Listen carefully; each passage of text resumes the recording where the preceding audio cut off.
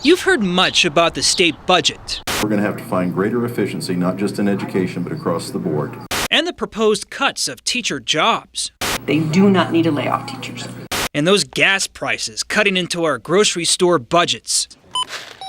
But for some state employees traveling out of state this year for conferences and training, we found receipts for things that made us wonder if they have the budget crunch on their minds.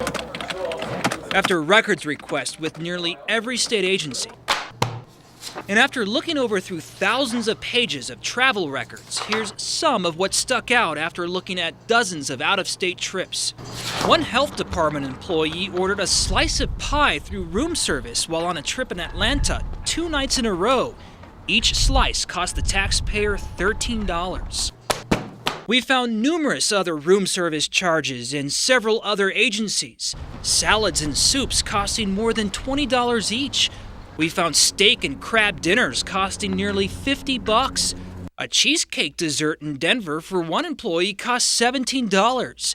And in almost every cabinet office, we found traveling employees expensing coffees that cost more than a gallon of gas. In some cases, employees went out of their way to expense candy like Tic Tacs for $1.19 and candy bars for 99 cents. It's important to point out, while out of state, employees can spend up to $45 on meals per day on whatever they want. So who cares what they're using the money for?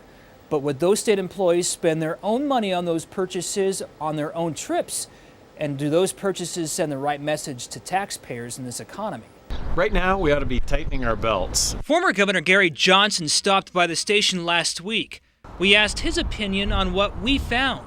He's wondering why state employees are traveling at all. I question why state employees right now are traveling anywhere, given the budget crisis that we're in. I think we should be cutting back everywhere, and that goes without exception. That's everybody today. If it was your own money, you probably wouldn't be paying $12 for an apple pie. Paul Gessing of the Rio Grande Foundation, a nonpartisan government spending watchdog group, says state employees should treat taxpayer money better than their own cash. So I think that's something that we need to encourage and instill in all government workers and everyone who uses taxpayer money, that they should treat that money like it's their own. And I think room service is one of those things. It's definitely a luxury.